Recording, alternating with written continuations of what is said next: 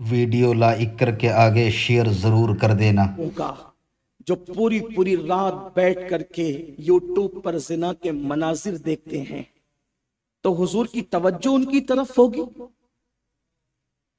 जिनके घरों में एक तरफ बाप और एक तरफ बेटा बैठकर फिल्मों की शक्ल में जिना के मनाजिर देखे जाते हैं, हुजूर उनसे मुंह नहीं फेरते।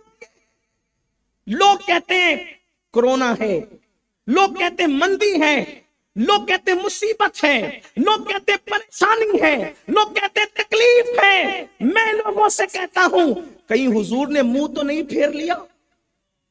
इसलिए कि वो जिससे मुंह फेर लेते हैं फिर कोई वहां नहीं रह जाता।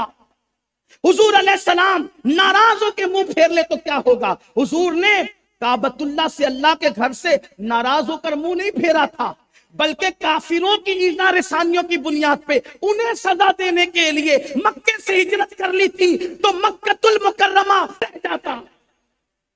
हुजूर जिधर से चले जाएं फिर वहां क्या हो, और जिधर से जाए वो खाली होता है, और जिधर से जाए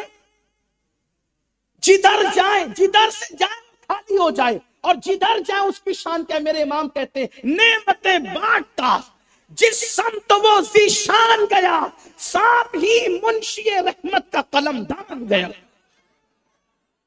नाते तो बहुत सुनते हैं, कभी समझा? नेमतें बांटता जिस समत वो ज़ीशान गया। अगला मिसरा समझा? साथ ही मुंशिए रहमत का कलमदान गया। मतलब क्या है पता है? जब नेमत उसको मिलती है जिसकी किस्मत में नेमत लिखी रहती है, जिसकी किस्मत में नेमत लिखी रहती है उसको नेमत मिलती है। ये औरों के लिए है, लेकिन रसूलुल्लाह की शान ये है, वो जिस तरफ नेमत बांटने के लिए जाए तो वो तकदीर के मुताबिक। मैं यहां कज़ाए मुअल्लक, कज़ाए शबीह मुबरम और कज़ाए मुबरम हकीकी की बहस में मैं अपने नौजवानों को, कौम को नहीं उलझाना चाहता, लेकिन जो लोग बेचारे वुजू और इस्तिंजा की सुन्नतें नहीं पता उन्हें, तो मैं उनको ये तकदीर का मसला कैसे समझाऊं।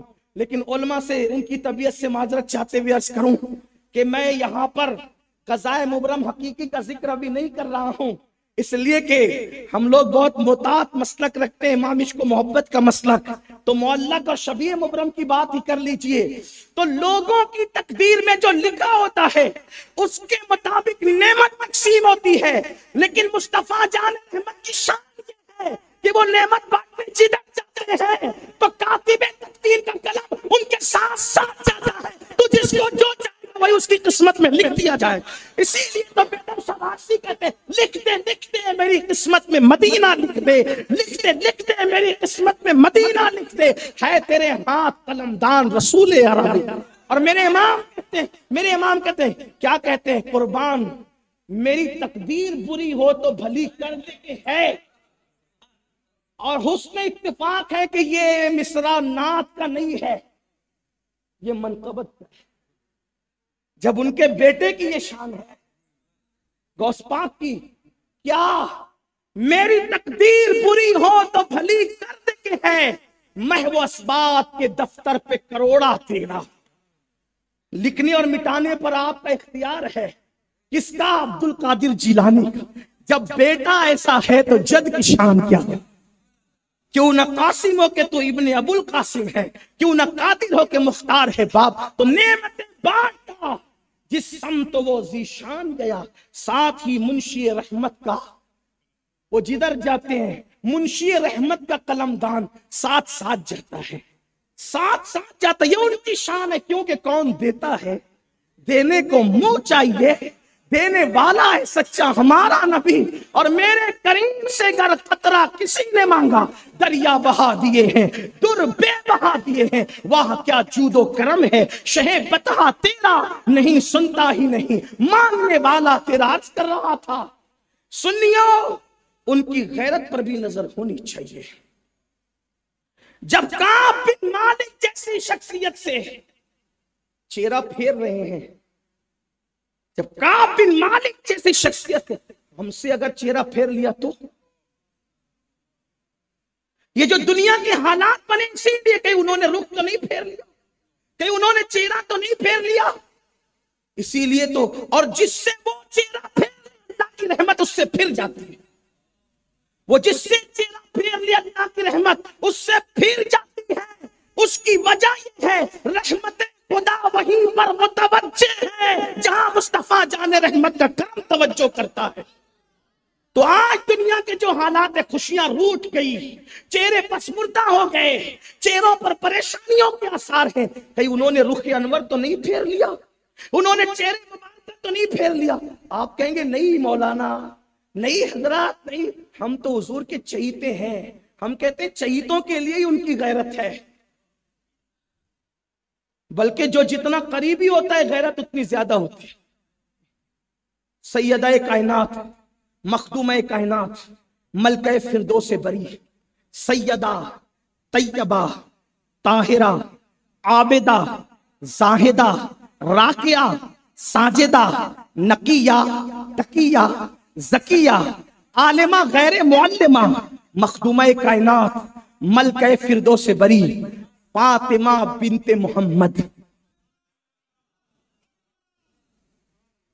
मेरे नबी की बेटी, मकाम क्या है?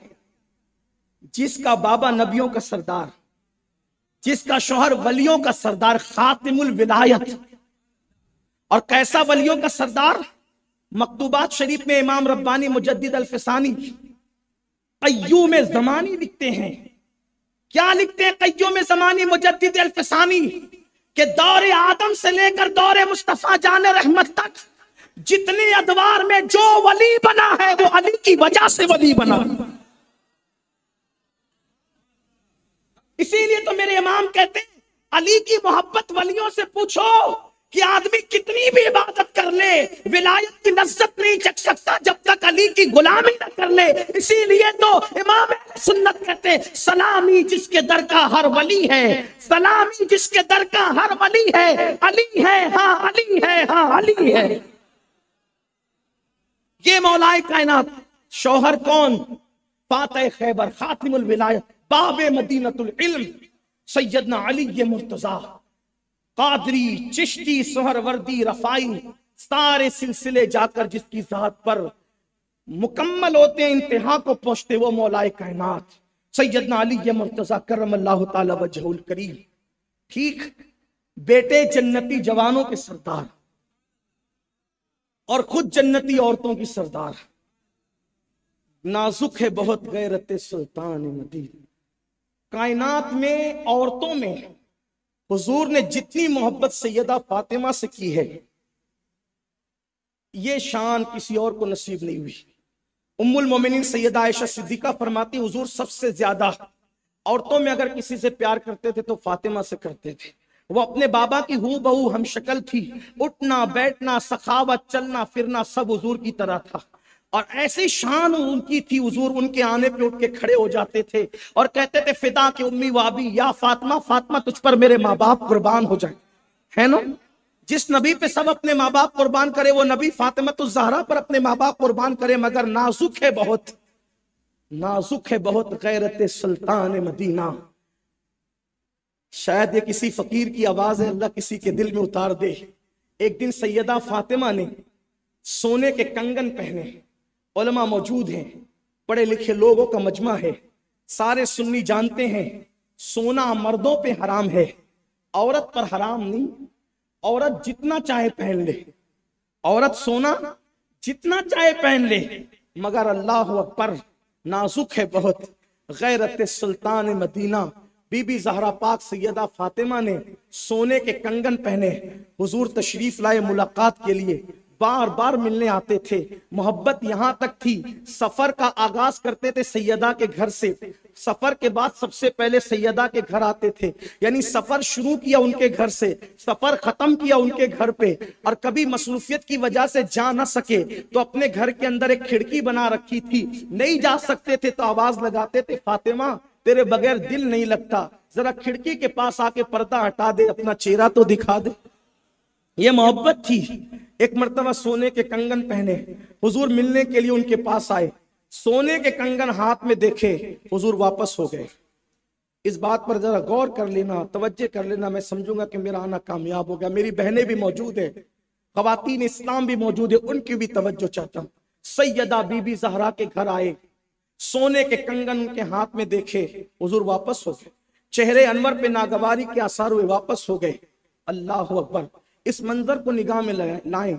1450 साल पहले का मंजर, सैयदा का मुबारक घर, जिस छत के नीचे अली रहे, हसनैन पाक रहे, सैयदा कायनात रहे, हुजूर के बाजू में बिल्कुल घर। अभी भी हुजरे फातिमा मौजूद है, हुजरे फातिमा अभी भी सलामत है।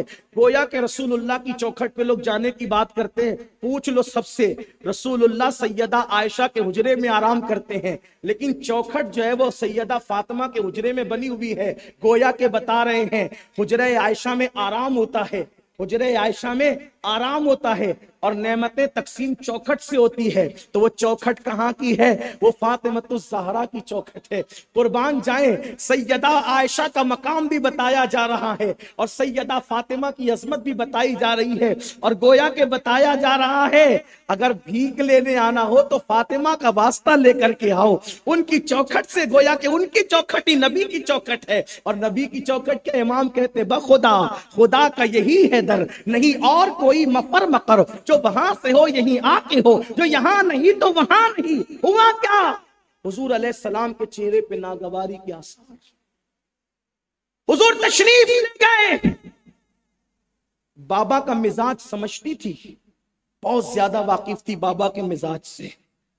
बाप को सबसे ज्यादा औलाद जानती है, और औलाद को सबसे ज्यादा बाप जानता है। यही लोग कहते हैं। सैयदा कायनात मिजाज समझती थी। हुजूर वापस हुए, कनीस को बुलाया, कंगन उतारे, ये ले जाओ और ले जाकर बेचकर मदीने के गरीबों में बांट दो।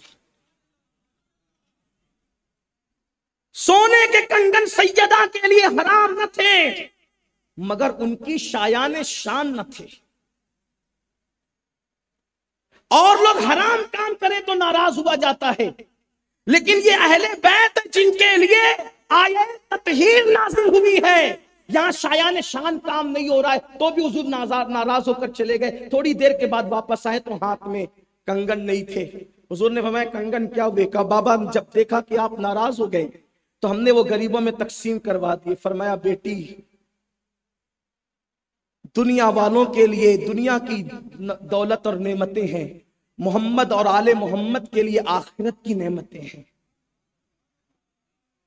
अब मुझे बताओ, अगर सैयदा कायनात जैसी हस्ती सोने के कंगन पहन ले तो हुजूर की गैरते पाक का ये हाल कि सैयदा के दरवाजे से चेहरा फेर करके चले।